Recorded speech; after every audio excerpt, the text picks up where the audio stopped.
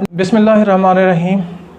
आज की जो वीडियो है वो इस चीज़ के बारे में कि how to attempt the paper in an examination.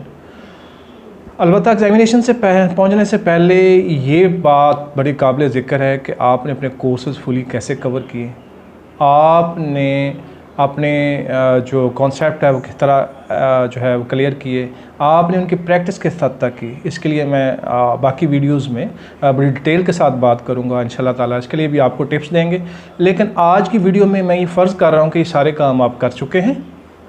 अब मामला आ गया है कि आपका एग्ज़ाम आ गया और आपने पेपर देने हैं, और पेपर अटैम्प्ट कैसे करने हैं, ये सबसे अहम बात ये होता ही है कि बच्चे ने प्रेपरेशन बहुत अच्छी की है, कॉलेज बहुत अच्छा अटेंड किया है जनाब, उसने टेस्टिंग भी बहुत अच्छी की है, वो सिंसियर भी बहुत है, उसने जनाब अपनी चीज़ों को बहुत अच्छे तरीके से कंप्रीहेंड भी कर लिया है। अब ये सारे स्किल जो उसने पूरे साल में सीखे हैं, इंतहाई मेहनत से सीखे हैं, अब सिर्फ उसके लिए उसे 3 घंटे का टाइम दिया जा रहा है कि जनाब इन 3 घंटे में आपने बताना है कि यू आर द बेस्ट।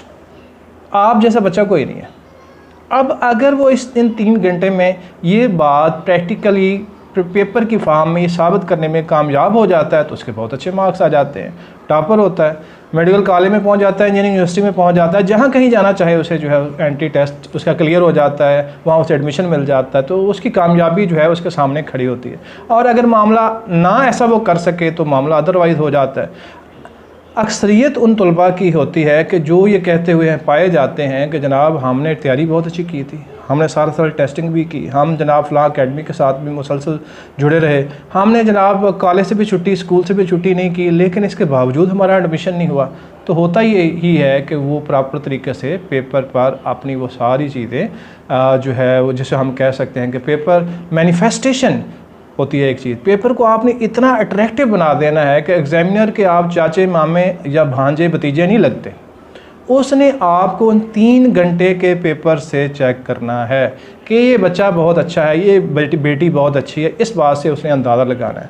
आपके जो क्लास टीचर्स हैं, आपके जो कॉलेज टीचर्स हैं, आपके जो स्कूल के टीचर हैं, वो आपको बाई फेस और बाई नेम भी जानते होते हैं और आपके स्किल को भी जानते होते हैं। पूरा साल, पूरे 2 साल उन्होंने आपके साथ गुजारे होते हैं।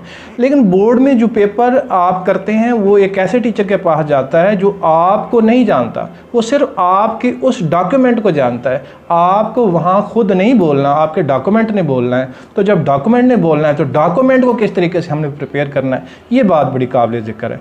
मैं यहाँ ये अर्ज़ करता चलूँ कि ये चीज़ जो है वो शायद इस एक वीडियो में कवर ना हो सके, इसके पार्ट 1, पार्ट 2 और पार्ट 3 भी हम देंगे, लेकिन ये बातें सुनने के काबिल हैं ख़ास तौर पर तलबा के लिए कि भाई वो कौन सी गलतियाँ करते हैं और कौन से ऐसे टिप्स हैं जिसको फॉलो करते हुए अपनी सक्सेस को 100% श्योर कर सकते हैं। नंबर 1, आप ये देख लीजिए कि आपने जब एग्ज़ाम के करीब जाएं तो एग्ज़ाम सारा कोर्स आप दोहरा चुके होते हैं, तो एक आपने शॉर्ट सी ब्रीफ सी समरी तैयार करनी होती है।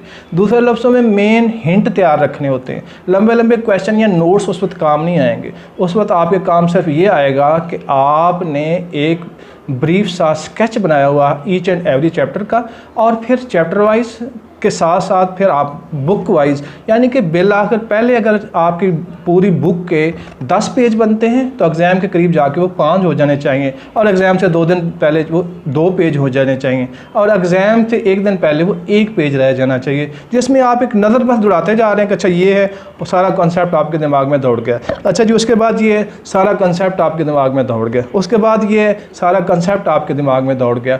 ये बात जो है वो बड़ी ज़रूरी होती है। अगर उस वक्त लंबे लंबे नोट्स, लंबी लंबी किताबें, बड़ी किताबें लेके आप बैठेंगे तो वो आपको कंफ्यूज करेंगे, आपकी एफिशिएंसी को बढ़ाएंगे नहीं, आपकी एफिशिएंसी को कम कर देंगे। अच्छा जी, एक बात तो ये बात हो गई।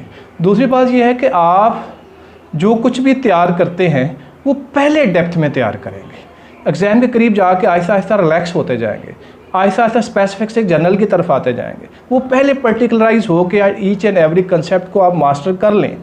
ये बात जो है आप बहुत अच्छी तरह समझ लें कि अगर आप एग्ज़ाम के करीब आके अपने दिमाग को बहुत ज़्यादा स्ट्रेस्ड कर देते हैं तो वो अपना काम छोड़ देगा। आम तौर पर बच्चों को ये देखा गया कि पहले किताबों को हाथ नहीं लगाएंगे, साल के शुरू में, साल के मिड में लेज़ी रहेंगे, जैसे करीब आएंगे फिर और ख़ास तौर पर एग्ज़ाम वाले दिन बाद बच्चों की आदत मैंने देखी है कि वो जनाब किताब को सीने से लगा के कभी इधर घूम रहे होते हैं, कभी इधर घूम रहे होते हैं, तो उससे वो परेशानी अपनी मोल ले रहे हैं, और उसके वो किताब वरना पूरा साल उनके पास रही है और उनसे उस किताब में जो है पूरा अबूर हासिल हो जाना चाहिए था।